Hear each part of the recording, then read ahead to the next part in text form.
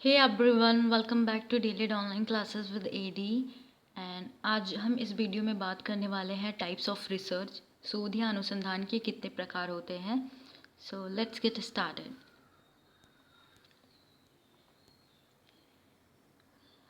Basically हम types of research परिणाम के आधार पर या ऑब्जेक्ट के आधार पर देखेंगे कि कितने प्रकार होते हैं। ये आपके बुक्स के इसमें दी गई है, इसलिए मैं इसको लिख रही हूँ। अदरवाइज़ और भी टाइप्स होते हैं अनुसंधान के, जैसे प्रक्रिया के आधार पे हो सकता है और मतलब प्रयोग के आधार पे हो सकता है। लेकिन आज हम जो बात करने वाले हैं ये परिणाम के आधार पर कितने प्रकार का होता है रिसर्च। ये आपके बुक्स में दिया गया है डीएलएड के, उसके आधार पे हमको पढ़ना है उस सिलेबस के अकॉर्डिंग। एंड अदर जो टाइप्स है प्रक्रिया के आधार पर, ये मैं अलग वीडियो बना के आपको बता दूंगी। तो अनुसंधान के 3 प्रकार होते हैं। अनुसंधान को आप शोध या रिसर्च भी कह सकते हो। तो there are 3 types of research. Research के 3 प्रकार होते हैं।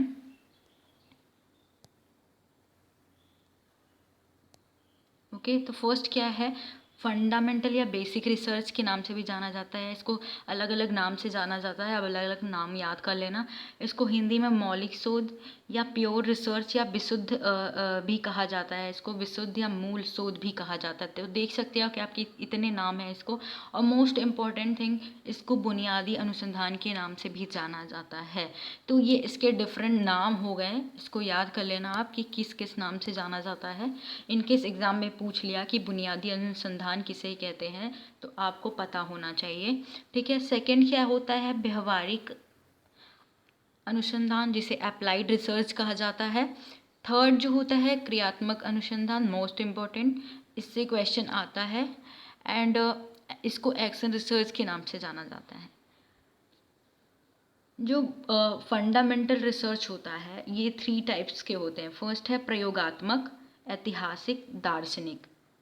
ठीक है। प्रयोगात्मक में क्या हो सकता है, जो चीज़ों की खोज की जाती है, तथ्यों की खोज की जाती है पुराने, उनको। ऐतिहासिक से मतलब पुराने तथ्यों की खोज की जाती है, जैसे इतिहास की चीज़ों का खोज किया जाएगा, फिर उससे सीखा जाता है।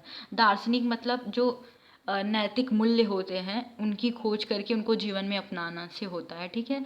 और इसको इतना डिटेल में नहीं जानने की ज़रूरत, टाइप्स में नहीं पूछा जाता, लेकिन इनकेस आपको पता पूछा जाए तो आपको पता होना चाहिए।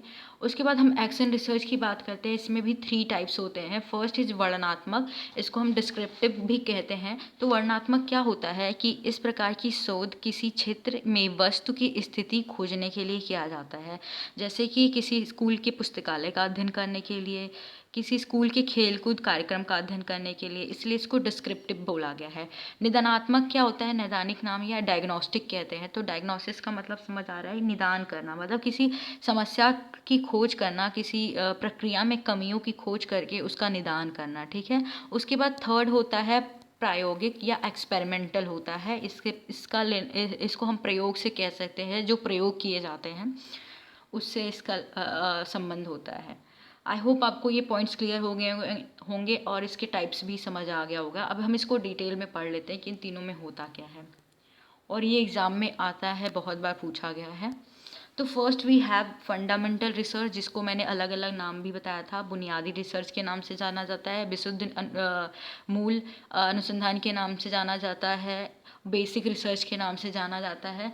तो इस सिद्धांत में बेसिकली है क्या, इसमें थ्योरी खोजे जाते हैं, मतलब सिद्धांत दिए जाते हैं, मतलब थ्योरी के निर्माण किए जाते हैं, जो पुरानी थ्योरीज होती हैं, जैसे learning of theory of learning, जो शिक्षण मतलब समझिए अधिगम के सिद्धांत है, जैसे जिन प्याजे का सिद्धांत आपने पढ़ा होगा, दी गई हैं। और अधिगम के और भी सिद्धांत है, फेबलॉफ का पढ़ा होगा आपने, डॉग्स वाला। और स्किनर का पढ़ा होगा, ऑपरेंट कंडीशनिंग जो थी, पेवलॉफ, जिन प्याजे, ब्योगस्की की। तो ये सब थ्योरी जो दी गई है वो होती है फंडामेंटल रिसर्च। ठीक है। और इसमें न्यूटन का सिद्धांत भी हो सकता है, जो लॉज होते हैं, मैथ के रिसर्च हो सकते हैं, साइंस के रिसर्च हो सकते हैं, जिसमें थ्योरी दी जाती है, बेसिकली थ्योरी का निर्माण किया जाता है। इसमें क्या होता है, इनके द्वारा नवीन ज्ञान की वृद्धि की जाती है। अब थ्योरी जो पढ़ेगा उसमें नई नवीन ज्ञान की वृद्धि होती है, नवीन सिद्धांतों का प्रतिपादन, नवीन तथ्यों की खोज की जाती है इसमें, तथा नवीन सत्यों का प्रतिस्थापन होता है। जैसे मैंने नवीन सत्यों का प्रतिस्थापन का मतलब यही है, ऐतिहासिक शोध से है। जैसे मैंने बताया, पुरानी चीज़ों की खोज करके उनमें उनसे सीखा जाता है, उनसे उनसे जो आजकल की समस्या होती है उसमें सुधार लाया जाता है। जैसे इतिहास की हम कहानियाँ पढ़ते हैं तो महाभारत है, इन सब से सीखा जाता है कि क्या होता है। और हमने जो भी इतिहास पढ़ा है, इतिहास के जो युद्ध हुए हैं उनसे हम भविष्य में सीखते हैं, तो इससे नवीन ज्ञान की वृद्धि होती है। ठीक है, फिर ज्ञान क्षेत्र में वृद्धि की जाती है। जो थ्योरी पढ़ते हैं उनसे ज्ञान क्षेत्र में वृद्धि होती है। समाज या पर्यावरण की जीवन गतिविधि के बारे में नई जानकारी प्राप्त करने के लिए किए गई गतिविधियाँ। बेसिकली क्या होता है, समाज एवं पर्यावरण के जीवन गतिविधि के बारे में नई जानकारी प्राप्त करने के लिए की गई गतिविधि। ये जो रिसर्च होता है ये समाज से रिलेटेड हो सकता है, पर्यावरण से रिलेटेड हो सकता है, इतिहास से रिलेटेड हो सकता है, एजुकेशन से रिलेटेड हो सकता है। तो इसलिए इसको फंडामेंटल या मूल, जैसे नाम से ही पता चल रहा है, मूल रिसर्च मतलब बेसिक रिसर्च, बहुत पुराना रिसर्च होता है, थ्योरी का होता है, थ्योरी दी जाती है इसमें। इसे सामान्यतः लैब में किया जाता है, लैब में किया जाता है। इसका तुरंत अनुप्रयोग नहीं किया जाता है, किंतु आगे चलकर व्यवहारिक शोध में इसका प्रयोग किया जाता है। ये क्वेश्चन पूछ सकता है कि जो फंडामेंटल रिसर्च होता है उसका प्रयोग कब किया जाता है, तो ये व्यवहारिक रिसर्च में इसका प्रयोग किया जाता है। इसमें जो थ्योरी दी जाती है उसका प्रयोग नहीं किया जाता है, बस थ्योरी दी जाती है, थ्योरी का निर्माण किया जाता है और इसे लैब में किया जाता है। ठीक है, रिसर्च की जाती है, खोजें की जाती हैं, फिर सिद्धांत दिए जाते हैं, लेकिन उनका अनुप्रयोग व्यवहारिक जीवन में नहीं किया जाता है। लेकिन जो मूल जो ये रिसर्च होता है इसका प्रयोग व्यवहारिक रिसर्च में किया जाता है। हम आगे इसको पॉइंट्स देखेंगे व्यवहारिक वाले में। तो सेकंड जो है इसकी बात कर लेते हैं, ये है व्यवहारिक शोध या अप्लाइड रिसर्च कहते हैं जिसे। इसमें विशुद्ध या बेसिक रिसर्च की सहायता ली जाती है। जैसे मैंने बताया कि ये थ्योरी दी जाती है, तो इसका जब व्यवहारिक रूप से प्रयोग किया जाता है, मतलब प्रैक्टिकल लाइफ में हम अपने जीवन में सुधार करने के लिए जो प्रयोग करते हैं थ्योरी का, उनसे सीख के, तो वो आता है व्यवहारिक रिसर्च कहलाता है। मूलभूत शोध मतलब वही बेसिक रिसर्च का अनुप्रयोग जब व्यवहारिक रूप से किया जाता है तो वह व्यवहारिक शोध कहलाता है। ठीक है, ये पॉइंट आपको क्लियर हो गया होगा कि मैं कहना क्या चाह रही थी। उसके बाद जैसे आप समझ सकते हो एग्जांपल्स के थ्रू कि अधिगम के सिद्धांतों का अनुप्रयोग बच्चों के शिक्षा के क्षेत्र में करना। जैसे अधिगम के जो थ्योरीज दी गई थी, पेवलॉव की दी गई थी और स्किनर की दी गई थी, तो आपने अगर ये थ्योरी पढ़ी है तो आप इसका शिक्षा के क्षेत्र में प्रयोग कर सकते हो, व्यवहारिक जीवन में इसका प्रयोग कर सकते हो।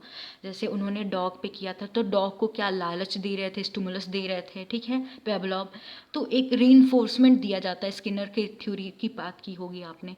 तो उसी तरह बच्चों को किस तरीके से स्टिमुलस दिया जाता है, क्लासरूम में इसका प्रयोग किया जाता है, उद्दीपक दिए जाते हैं, रीइंफोर्समेंट दी जाती है, मतलब लालच दी, समझ लीजिए एक तरह से बच्चों को लालच, मोटिवेशन दी जाती है। तो इस थ्योरी का जब हम व्यवहारिक मतलब अनुप्रयोग करते हैं व्यवहारिक रूप से, तो अब इस थ्योरी को हम व्यवहारिक शोध कहते हैं। जब हम फंडामेंटल रिसर्च का प्रयोग करते हैं अपने व्यवहारिक जीवन में, तब उसको हम व्यवहारिक रिसर्च के नाम से जानते हैं। ठीक है, आई होप आपको ये क्लियर हो गया होगा। एंड तत्काल समाधान प्रदान करने के लिए वास्तविक दुनिया व्यवहारिक सवालों के जवाब देने में केंद्रित होता है, जवाब देने पर केंद्रित होता है। मतलब जो आप क्लास में अगर कुछ भी ऐसी चीज़ें हो रही हैं, प्रॉब्लम हो रही है, तो आप उसमें सुधार कर सकते हो, मतलब तत्काल के लिए होता है, रिसेंटली इसका प्रयोग कर लेते हो। फिर उसके बाद हम थर्ड पॉइंट की बात, थर्ड जो टाइप्स है वो क्रियात्मक रिसर्च, एक्शन रिसर्च की बात कर लेते हैं। ये बहुत इम्पॉर्टेंट है एंड ये पूछा भी जाता है। इसके बारे में आप बहुत कुछ लिख सकते हो, क्योंकि बहुत कुछ मिल जाएगा आपको लिखने के लिए, लेकिन मैंने थोड़े पॉइंट ऐड किए हैं बस आपको समझाने के लिए। इसमें क्या होता है, अल्प अवधि की प्रक्रिया होती है, मतलब बहुत छोटा होता है, ये छोटे टाइम के लिए की जाती है, अल्प अवधि की प्रक्रिया होती है। इस प्रकार के शोध कार्यों को से स्थानीय समस्याओं का अध्ययन किया जाता है, जिसमें जिससे शिक्षण की प्रक्रिया में सुधार तथा विकास किया जा सकता है। ये बहुत छोटे लेवल पे होता है और ये कम समय के लिए होता है। जैसे स्थानीय समस्याओं की प्रॉब्लम, जैसे कोई प्रॉब्लम होता है इसमें क्या होता है कि जैसे क्लास में आप कोई पढ़ा रहे हो कोई भी चीज़, कुछ बच्चों को समझ नहीं आ रहा है, तो आप उन पे रिसर्च कर लेते हो कि क्यों मैं जो मेथड मैं पढ़ा रहा हूँ या पढ़ा रही हूँ सभी बच्चों को समझ आ रहा है, बस 2-3 बच्चे हैं जो जिनको नहीं समझ आ रहा है, तो आप उन पे रिसर्च कर सकते हो कि आपका मेथड सही नहीं है या उन बच्चों में ही प्रॉब्लम है। तो ये छोटे लेवल पे होता है, क्लास में हो सकता है और एजुकेशन लेवल पे होता है। ये बहुत ही उपयोगी होता है, आप कभी भी इसका ये रिसर्च कर सकते हो। इसमें कोई सिद्धांत नहीं दिया जाता, इसमें कोई सिद्धांत नहीं दिया जाता, ये तुरंत इसका प्रैक्टिकल किया जाता है। ये समस्या केंद्रित होती है, जैसे मैंने समस्या आपको बताया कि तुरंत जो समस्या आपकी क्लास में हो रही है तो आप उस पर रिसर्च कर सकते हो।